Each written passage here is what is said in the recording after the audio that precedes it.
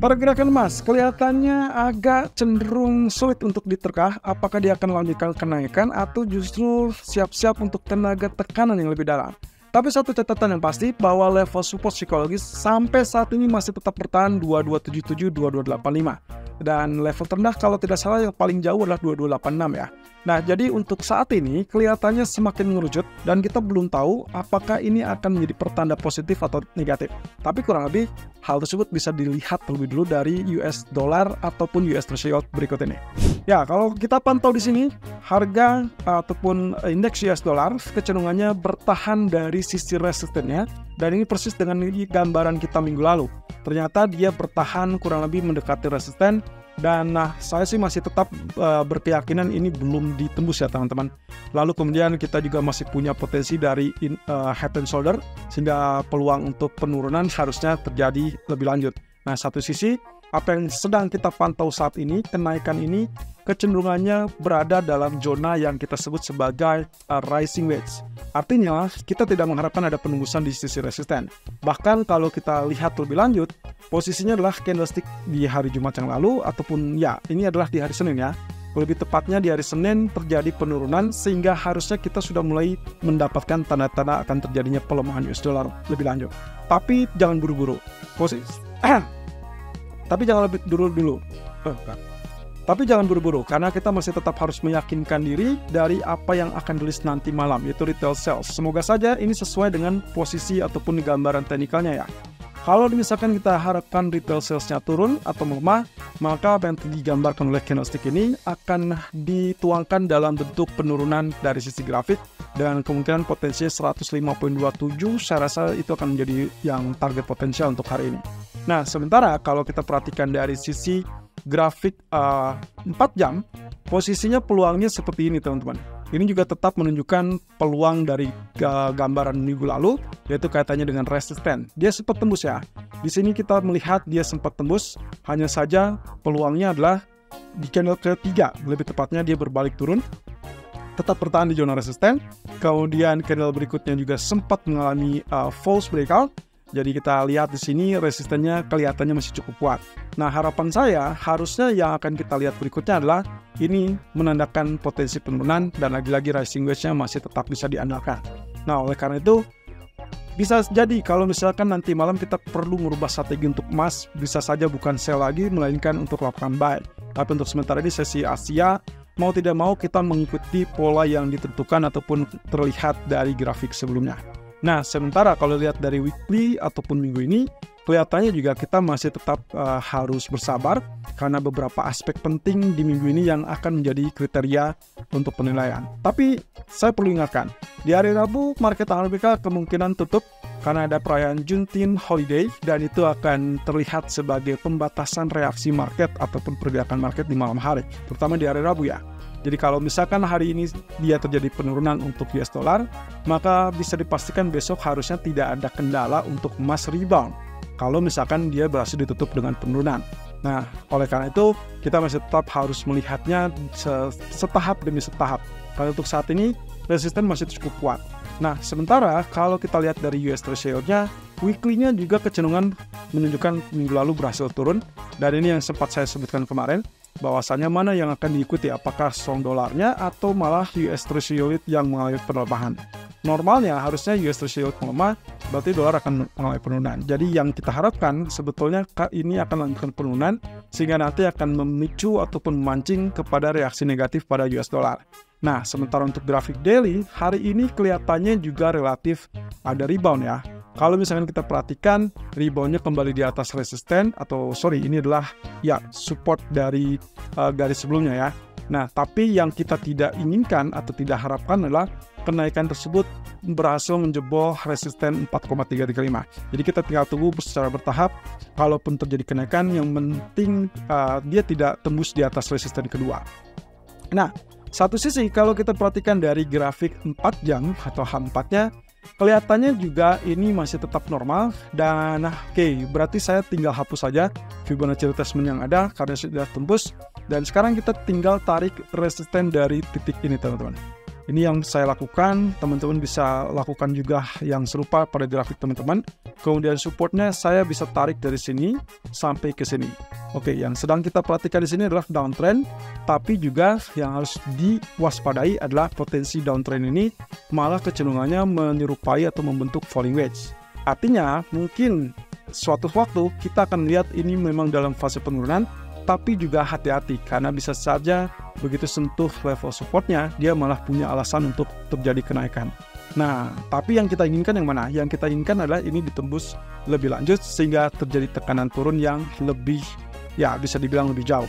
Nah, satu sisi kalau kita perhatikan dari grafik pound sterling terlebih dulu, saya masih tetap memegang sell dengan alasan yang sederhana.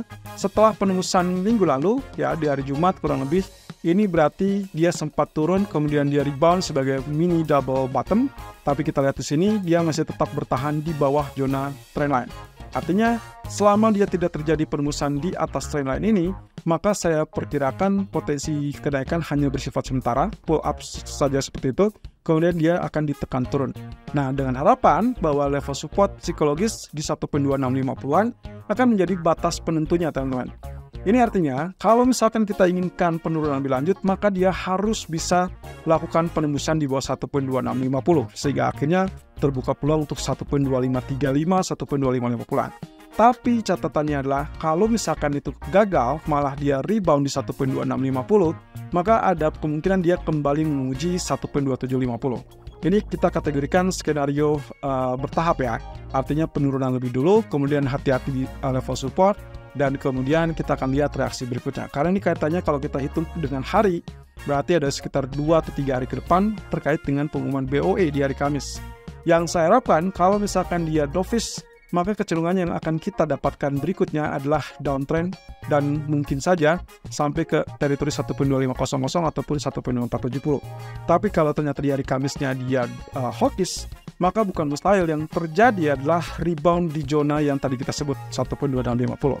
Dan itu mungkin memicu big double bottom kalau misalkan skenario untuk saat ini persis dengan apa yang kita harapkan, yaitu tidak tembus dulu di atas 1.2750-an. Jadi saya masih tetap pertahankan outlook sell terlebih dulu untuk pound sterling. Pertama, alasan yang sederhananya adalah di grafik daily-nya dia masih tetap berada di bawah trendline. Dan juga untuk saat ini dia bertahan di zona coklat ini yang menurut saya belum ada kekuatan untuk dia tembus lebih tinggi atau naik lebih tinggi. Dan dolar meskipun dia melemah, tapi outlook-nya adalah pound sterling juga minim data dan masih berharap kepada pengumuman dari BOE.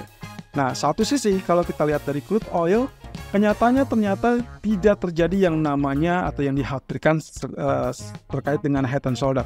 Ya, kemarin kita memperkirakan head and shoulder akan terjadi seperti ini. Ternyata dia tidak turun, malah terjadi rebound. Dan bahkan resisten 79.30 ditebus dan saat ini bertahan di kisaran 80-an. Nah, satu sisi teman-teman, kalau kita lihat outlook-nya, trendline yang saya buat ini kecenderungan menunjukkan dia masih relatif lebih kuat. Jadi skenario-nya gimana? Skenario saya berharap ini akan terjadi defense lebih dulu sehingga penurunan ataupun pullback kurang lebih tertahan di 79.30. Kemudian Anda bisa lakukan buy di dekat zona tersebut untuk potensi peluang ke 80 atau bahkan 81.90-an. Nah, ini adalah kategori Fibonacci expansion 61,8% sebagai potensi kenaikan lebih lanjut. Nah, cuman kenapa saya mengharapkan 79.30? Kenapa tidak langsung buy? Satu sisi, ini adalah resisten tangguh, teman-teman. Lalu kemudian yang kedua, alasan saya sederhana adalah terkait dengan potensial ini adalah higher high, kemudian ini adalah lower high, sehingga ada potensi bearish divergence. Nah, hanya saja bearish divergence seperti yang sudah-sudah, itu tidak bisa memberikan indikasi seberapa dalam penurunannya, tapi kita bisa memperkirakan di level support yang ada. Jadi support yang ada, yang terdekat adalah 79.30 cukup bagus. Kalaupun misalkan mau dioptimalkan, ya mungkin selama tidak tembus 78.45, kita masih berharap ini adalah defense ataupun ya penurunan sebagai pullback. Sehingga nantinya dorongan demand kemungkinan akan mendorong lebih tinggi dan terbuka untuk pergerakan ke level $82. Satu sisi, grafik daily-nya kecenderungan sudah tembus level trendline tersebut.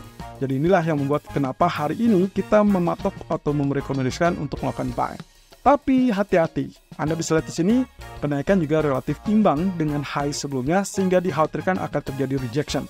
Apakah dia akan strong rejection? Bisa saja, tapi untuk sementara ini kita asumsikan selama tidak ada penurunan di bawah 78.45, berarti itu adalah masih tetap fase buy. Nah, pound sterling tadi kita sudah lihat seperti ini, berarti kalau lihat dari reboundnya ini kecil, maka yang kita harapkan dari emas pun kelihatannya penurunannya juga bisa dianggap terbatas. Ini kaitannya dengan candle bullish sebelumnya, teman-teman. Ini kita asumsikan bullish engulfing, 2 candle berturut-turut, dan kita lihat ini harusnya terjadi kenaikan. Nah, artinya kalaupun di hari Senin kemarin ditutup dengan bearish seperti ini, saya tidak melihat alasan dia untuk turun di bawah level low yang terjadi di hari Jumat. Jadi dengan kata lain, kalau kita asumsikan inilah candle bullish di hari Jumat itulah sebagai patokan, maka penurunan kemarin saya asumsikan dia cuman menguji sampai 50% real body candle. Jadi itulah sebabnya kenapa dia rebound dan terpantau. Dan hari ini pun kalaupun saya recommendation sell, saya cuma melihat ada areal di tengah-tengah, mungkin 2810 atau ya 2310 ataupun 2315, atau maksimumnya adalah zona low di hari Jumat. Ini berarti kaitannya dengan level terendah di hari Jumat, yaitu 2301. Dengan asumsi tersebut, maka kita perkirakan penurunan akan relatif berjalan singkat, kemudian dia sibuk untuk naik. Dan ingat, begitu dia ditutup di atas 2325, maka peluang untuk kenaikan lebih lanjut itu sangat terbuka. Tapi kalau ternyata ditutup di bawah 2325, maka mohon maaf, kemungkinan dia akan menguji 2300 atau maksimum 2270-an. Tapi tidak terlihat untuk saat ini. Yang kita akan harapkan adalah retail sales akan menjadi jawabannya. Nah, sementara di grafik keempatnya, so far ya kita lihat di sini kenaikan masih tetap tertahan di kisaran 50% ya. Fibonacci retracement-nya itu 2336. Dan tapi semakin kesini semakin mengerucut, sehingga kalau kita perhatikan dari grafik H1 kelihatan banget pergerakan itu berada di zona triangle. Dan kita lihat di sini angka ataupun area penurunan kelihatannya mulai terbatas, dan ya kita belum tahu apakah ini akan terjadi penembusan di bawah support atau malah terjadi penembusan di atas resisten. Oleh karenanya, skenario yang paling indah, paling diharapkan adalah penurunan lebih dulu sampai kurang lebih 2313, kemudian dia rebound. Nah, oleh karenanya kalau misalkan kita sudah lihat targetnya, saya cuma menargetkan 2311, 2313. Kalau misalkan itu sesuai dengan harapan, tidak terjadi penembusan, maka kita bisa mengharapkan terjadinya double bottom di sini, teman-teman.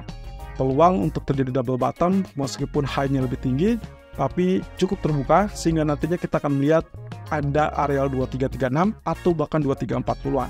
Satu sisi, areal 2336 itu adalah level psikologis yang terdekat, jadi kalau terjadi penembusan, Anda boleh follow buy. Bagaimana kalau misalkan ternyata kenaikan lebih dulu terjadi tapi tertahan di 2330? Oke, sebetulnya Anda masih bisa lakukan sell, tapi dengan catatan stop loss harus di atas 2336. Ini untuk mengantisipasi kalau ternyata penembusan lebih cepat dari yang diperkirakan. Sementara skenario awal adalah dia diharapkan turun terlebih dulu, menguji area 2310 ataupun 2311 sebelum akhirnya rebound. Nah, catatan negatifnya, teman-teman, posisi penurunan itu akan berlanjut kalau sampai dia tembus 2310 dengan peluang 2300 ataupun yang terdekat adalah 2296. Nah, apakah kita akan lakukan follow sell terus-menerus? Saya catat di sini, kalaupun misalkan terjadi penurunan di bawah 2310, Anda masih bisa bertahan atau mempertahankan sell, tapi batas maksimum menurut saya adalah 2300. Kalaupun terjadi penurunan sampai 2296 atau bahkan 2286, menurut saya akan jauh lebih bagus kalau misalkan Anda mulai mengincar zona buy, terutama kaitannya kalau ada jarak ataupun area 2286, 2296. Ya, yang paling penting adalah stop loss-nya di bawah 2286. Nah, itu kurang lebih kalau misalkan kita perhatikan dari pola pergerakan yang terjadi. Karena jangan lupakan, data retail sales nanti malam juga akan menjadi jawaban terhadap apakah dia akan terjadi rebound atau justru terjadi penurunan yang lebih signifikan.